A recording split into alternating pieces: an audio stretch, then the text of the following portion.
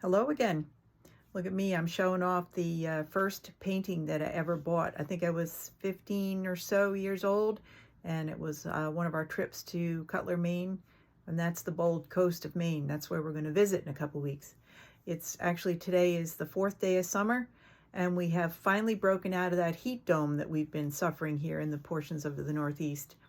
Well, while I'm preparing this video, I realized that there isn't much that has been recorded about John and Elizabeth Holmes Davis, so some of it I'm going to imagine, some of it's facts, and I'm weaving a little story about them.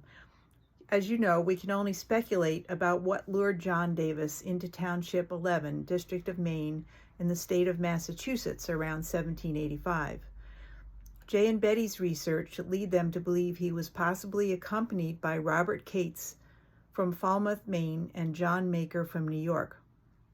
It's believed that they came by boat via Sedgwick, Maine.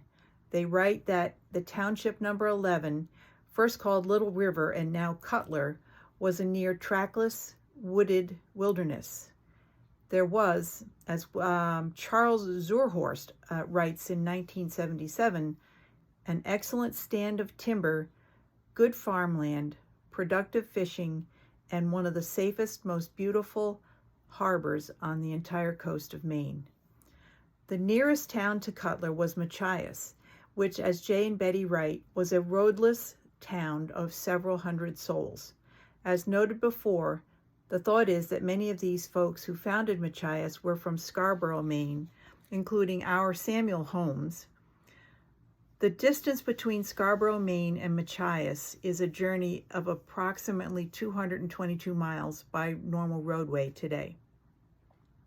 The time frame is 1765, which is pre-Revolutionary War era, and in an effort to put our family in context, in a search on the Google, I stumbled across a scanned copy of a book titled A Narrative of the Town of Machias, The Old and the New, the Early and the Late by George Driscoll, and it was put together in 1905, and I found it on the Library of Congress website, and it's a pretty amazing little document. He compiled records from hundreds of years before that, and if I had more time I would have read it all, but I didn't. In the document, the thinking is that following a couple of years of drought and sickness and fires in Scarborough, Maine, the region was devastated. So the residents, and mainly he writes, the lumbermen were out scouting for new land to harvest trees for lumber. The area that they found had large quantities of marsh grass, an abundance of lumber-sized trees, and potential water power for grist mills and sawmills. Machias sits, as we'll see, right on the Machias River, which, as it turns out, was perfect for setting up mills. Not only was lumber needed for building of homes and barns and stores, the larger trees were needed for ship masts, the primary mode of transportation of that time, the famous sailing ship. So, 1781, John Davis leaves the service of the USA and begins his journey that will end up in Cutler, Maine. He's 24 years old.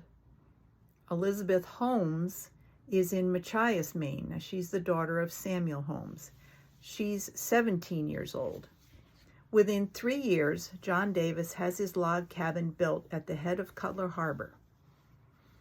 On June 28th, 1787, and interestingly, today's June 24th, 2024, so almost exactly 237 years ago, they married. And what does the data tell us? Just like what all data tells us. It just tells us they had 10 children. It tells us when children were born. There's not much else. So here we go with my imagination. They both had friends and family within a mile walk or a wagon ride or so. When we visit Cutler, we're going to drive down to visit what is called the Old Cutler Cemetery. And when we're there, we'll be in the area where the first cabin was that John and Elizabeth lived in. And we'll take a ride down what is called the Little Machias Road, which is on the west side of Little Machias Bay. If you go on Google Maps and you look at it, you'll get a good visual of this area. This whole area is part of the land where that 1785 settlement was that we spoke of earlier. I would imagine there's so much more to know about them, but what we're going to do is we're going to keep in mind we would have to know that our ancestors had to use their skills as farmers, as fishermen, lumbermen, blacksmiths, shipbuilders, hunters. Well, you get the idea. It was all hands on deck to keep warm, keep safe, and put food on the table. The women would support the family system with different types of healing modalities that were popular at that time. Doctors were few and far between each of these little settlements. Schools and churches would have been important gathering places. Supplies, for example, anything that couldn't be raised or hunted, including cloth for clothing, came mostly by sailing ship and had to be fetched from a commercial dock and then had to be brought home by wagon. At this time, the area is still a part of the state of Massachusetts. All the big governmental decisions and protections from foreign invaders had to be authorized by lawmakers in Boston.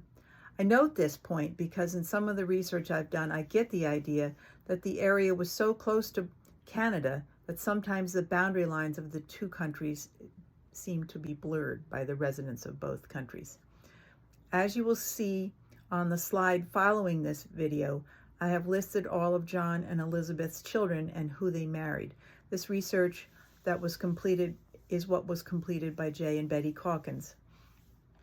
On the slide following this video, we will begin to get to know their son James, their fifth child, who is Winnie and Flo Davis's great-great-grandfather. Thanks so much for following along.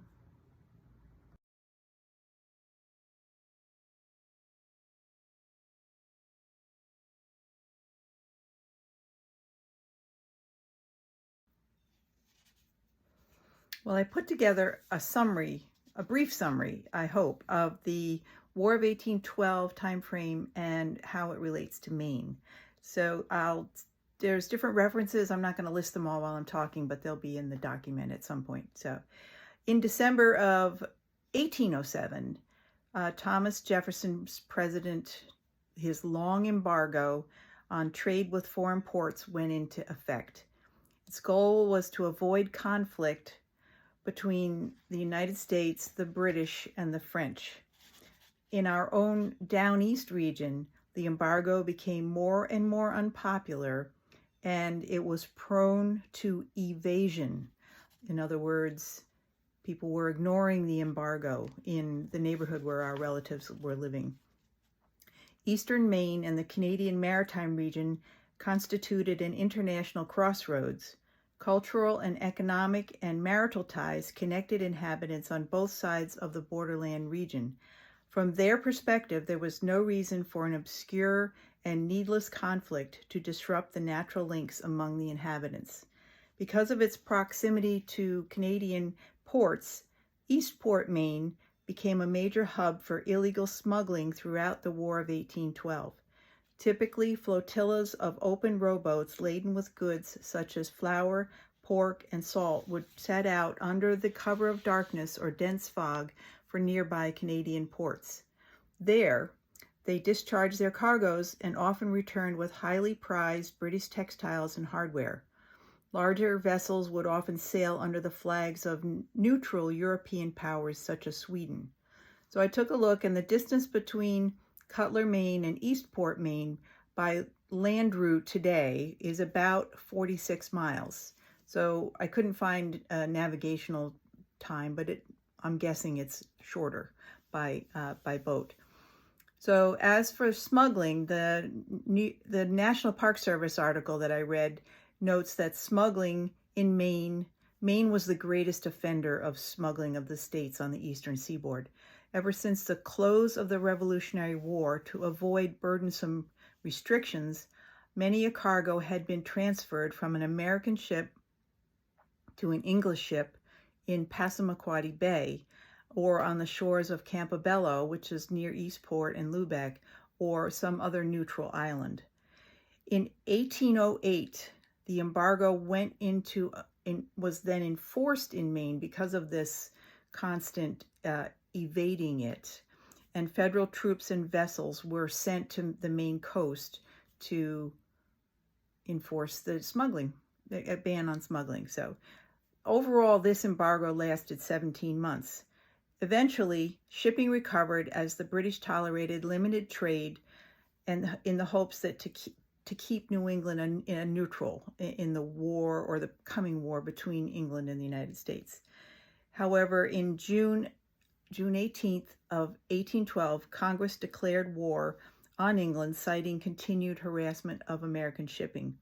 In the vote, and this is what's kind of interesting and important, New England members of Congress voted 19-9 opposing the declaration of war, but members of the South and the West prevailed to declare war. So there's a telling about for the future of Maine. Well, Massachusetts bankers and merchants openly sided with Britain and refused to cooperate with the federal government. In response, in 1813, President Madison ordered all federal garrisons in the District of Maine to withdraw to more loyal states in the Union. So in other words, he left Mainers on their own. So I guess he was saying, if you're going to not play nice, I'm not going to help defend you in that way.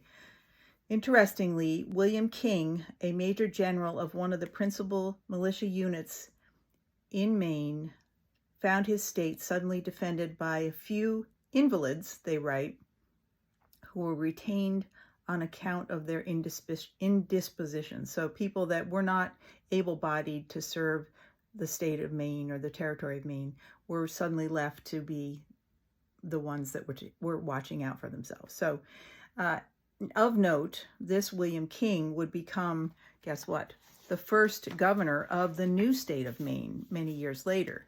So this is just a little bit of the setting of what our family was living under, and hopefully it puts it in context for you. Thanks.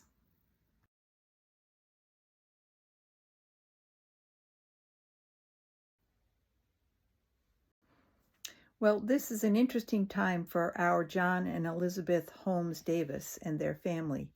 They've managed to put the circumstances of the Revolutionary War behind them somewhat, and now, almost 30 years later, this new conflict over territorial boundaries between Great Britain and the United States is at their doorstep. I've looked at 3 different resources, and they each tell the same story a little differently. I will try to summarize as it could pertain to James Davis and his schooner Fox. Captain Daniel Elliott of the well-fitted schooner Commodore Barry were patrolling the waters of the Bay of Fundy on August 2nd, 1812. They had been commissioned by the Treasury Department of the United States to look for smugglers who were sailing the waters between Maine and Canada. This information is from a video called The Maine Story. And it's just a little clip. It's 1 minute long, and bam, you got to listen to it. And that's what I sent to you all on email. So in the video, they go on to say that Captain Elliott heard gunfire in the direction of the head of Little River, which to me is Cutler Harbor. And this is also in the area of John Davis's log cabin. The Fox would have been anchored in the harbor. Captain Elliott anchored the Commodore Barry in Cutler Harbor. They then go on to say in the video that they report that the British ships then entered the harbor on August 3rd, that there were 5 ships, including the Maidstone, the Plumper, and the Spartan, and 250 soldiers. Robert Cutler, the author, writes that the British sent their barges loaded with armed men into the harbor, where they took possession of 14 sails of small-sized vessels, including a small armed cutter which got aground at the head of the harbor, and then the British took them off in triumph.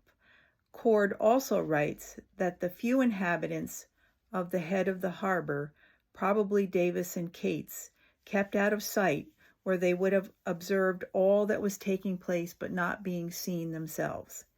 The article from the United States Coast Guard history notes that the Commodore Barry and the American privateer Madison were captured along the Maine coast by the British. There were boarding parties that came aboard from the British vessels, the Maidstone, the Spartan, and the Plumper. And on August 3rd, this took place after what he calls a severe conflict. The British destroyed the Madison, and the cutter Commodore Barry was taken to St. John's, Newfoundland on August 9th and dismantled. So at the end of the day, we don't have a clue what happened to the schooner Fox. We just know that this took place in the area where our relatives live, and that the ship that they owned as a family was captured at some point. But what we do know is that the way that the Commonwealth of Massachusetts neglected to help protect the residents of the Bold Coast region, including Township Number 11, set the stage for residents of the region of Maine to begin their quest for statehood. So we'll have a little bit more about that later on in the next slideshow. And so thank you for listening, and we'll see you in the next video. Bye.